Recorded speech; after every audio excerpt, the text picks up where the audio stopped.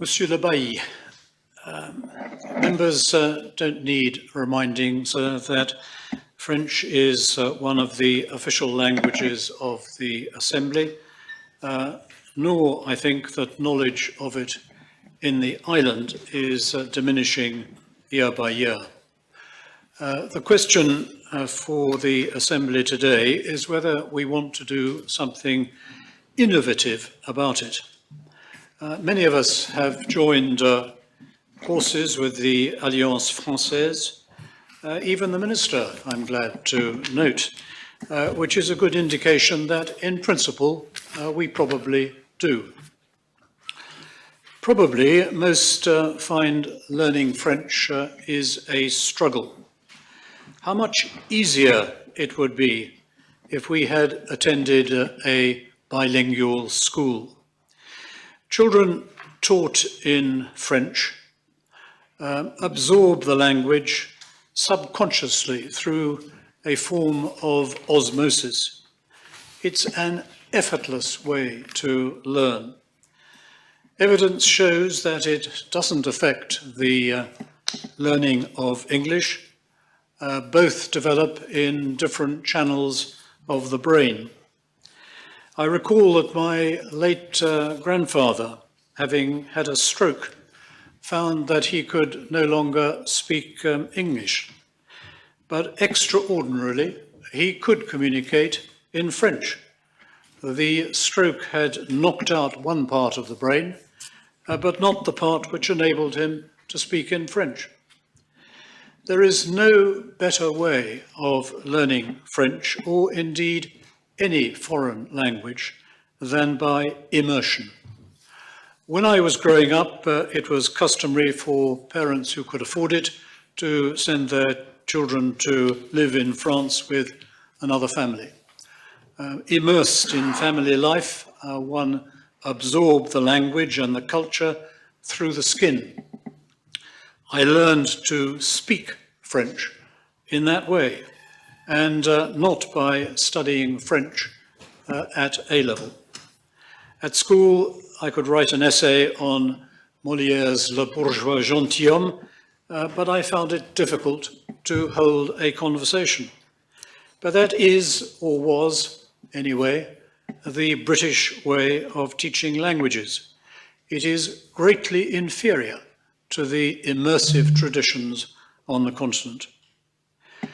You get immersion either in the foreign country, as I've described, or at school. And we have many examples in our schools of Polish, Portuguese, and Romanian children who are immersed in English and in a relatively short time can communicate both in the home language and in English. The daughter of a Madeiran friend, knowing no English when she arrived in Jersey as a child, is now bilingual and teaches in one of our schools. And there are many like her.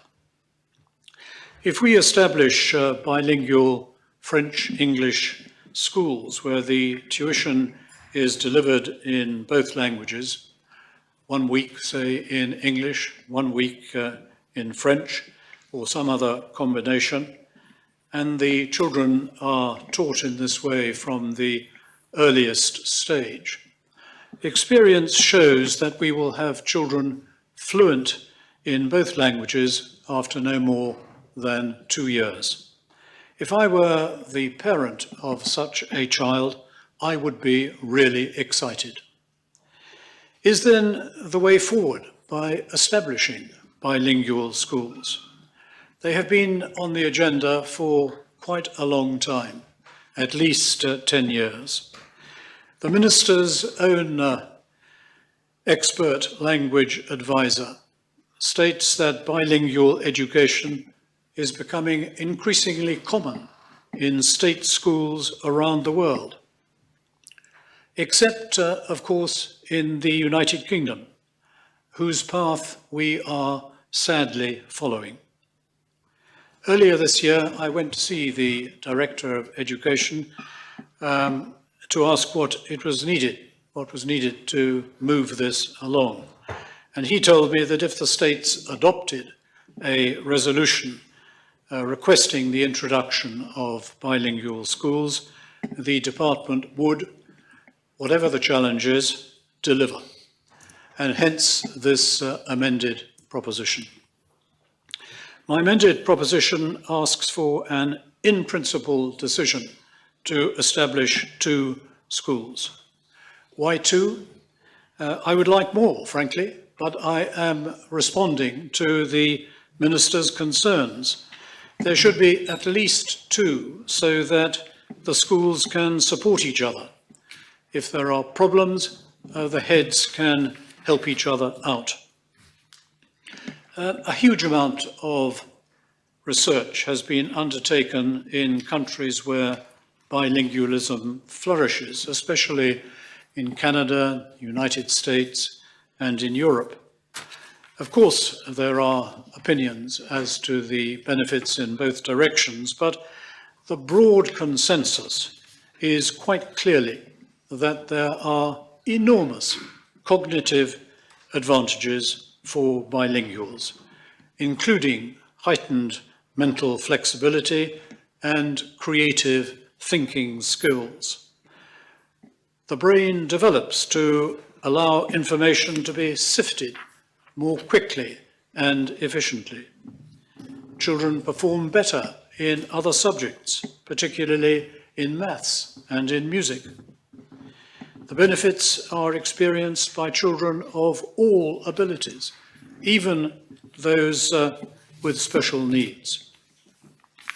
Another benefit is that once 2 languages have been mastered, it is much easier to absorb a 3rd and a 4th. Language skills reinforce each other. And that also is the view of the Minister's expert advisor, Dr. Crisfield, who says that bilingual education produces equal or better results in terms of language acquisition and academic achievement compared with monolingual approaches. It is surprising, therefore, and I must say regrettable, that the Minister is opposed to the establishment of bilingual schools.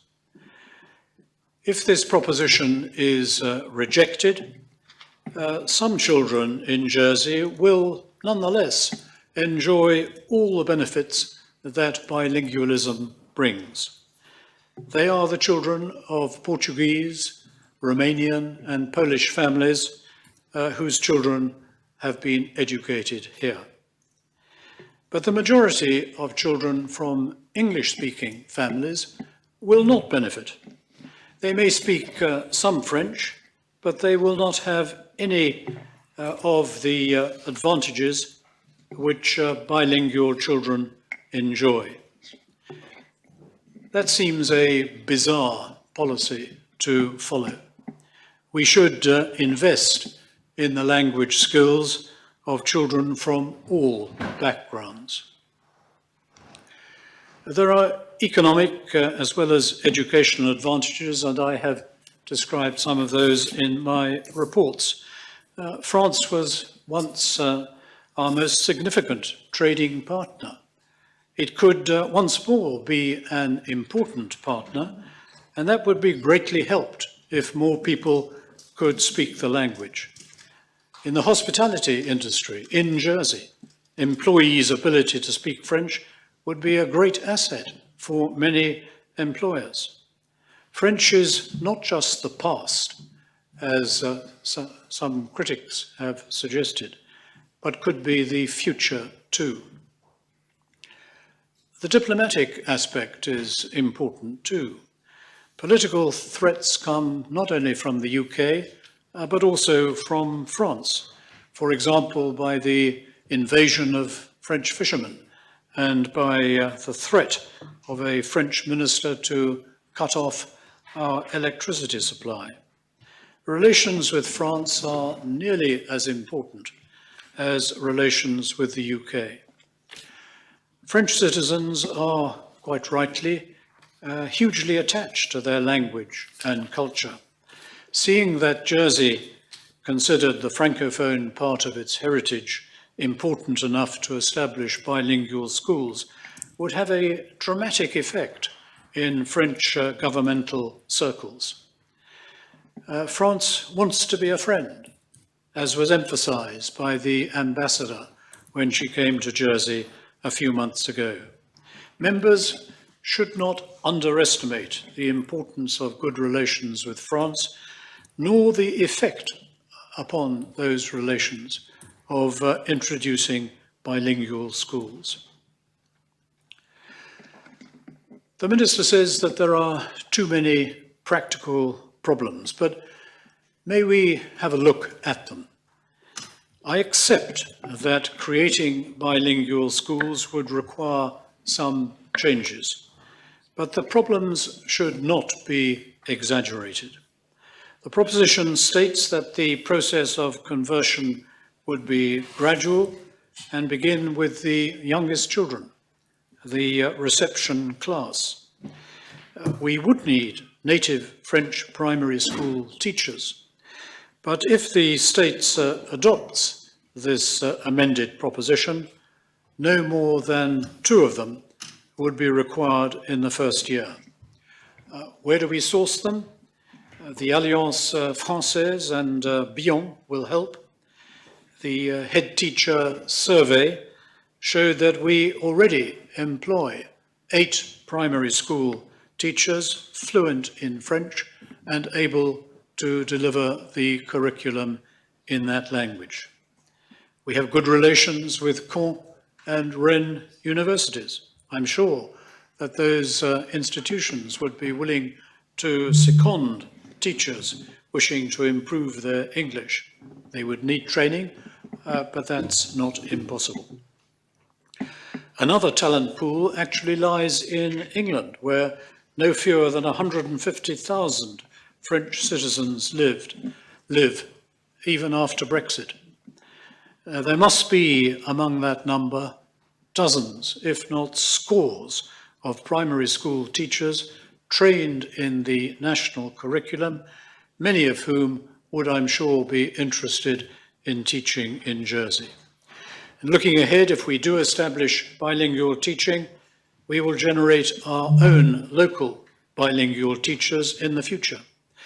Sourcing teachers is not an insuperable obstacle, given the will to do so. We only need 2 per year.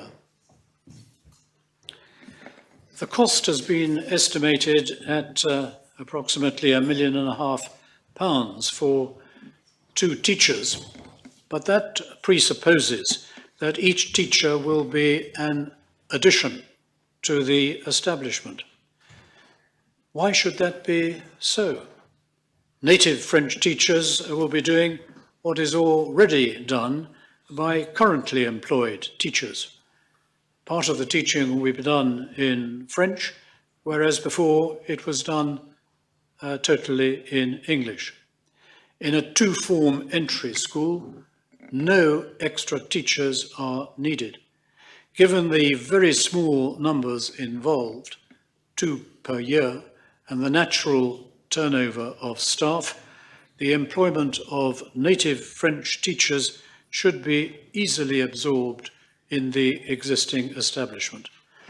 Cost is a factor, but it has been greatly overstated. The head teachers' survey showed an apparent unanimity of opposition, but I don't think that that is a true reflection of the totality of their views. All those I have spoken to acknowledge the importance of French.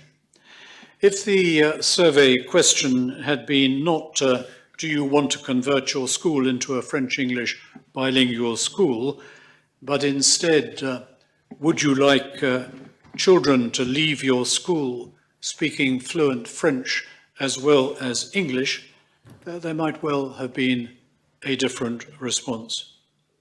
The heads are under pressure, and without some positive encouragement from the minister and his department, for example, a perhaps generous financial allowance to compensate for the additional responsibility of being a head teacher of a bilingual school, and the promise of administrative support and help, they are almost bound to say no. My discussions with some of the heads reveal much more openness to the proposition than appeared from the survey. I want to close by saying a few words about bilingual schools and the importance of French in the context of Jersey's heritage and its psyche or soul or spirit. Most Jersey people, certainly of a certain age, understand in their bones why the French language is important. It's not just the French family names, the road names, the place names, nor is it just the old traditions like Visite Royale and Brancage and Clameur de Haro, nor is it our historical links and physical closeness to France, although all these things count. It is that the French language and Gerrier too are part of our makeup, part of what differentiates us from England. Jersey is not England, and our linguistic heritage is a large part of what makes Jersey different and special. It is part of our island identity. We are losing that special identity, slowly but inexorably. We may have made modest progress in primary education recently, but not nearly enough to reverse the downward trend of the last 75 years and more. What we have gained in primary schools, we lose in the secondary schools. The average Jersey child knows no more French at the end of his schooling in Jersey than if educated in Brentford, Bexley, or Birmingham. And that is a lamentably low benchmark. Apart from the Europeans and the other immigrants who have brought their languages to Jersey and enriched our community, we are a monolingual society, detached from our past. If it continues, we will become a diminished place, indistinguishable from communities in England. And that would be, in my view, a tragedy. Do we really want to follow the UK down this path? We should not be frightened just once to be bold and innovative. Establishing 2 bilingual primary schools will stimulate French teaching at all schools across the broad, as a rising tide lifts all boats.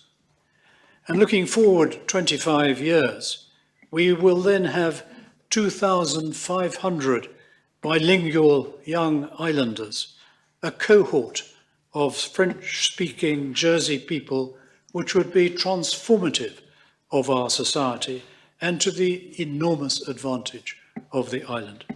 Do we have the vision to do it? I move the proposition. The proposition seconded.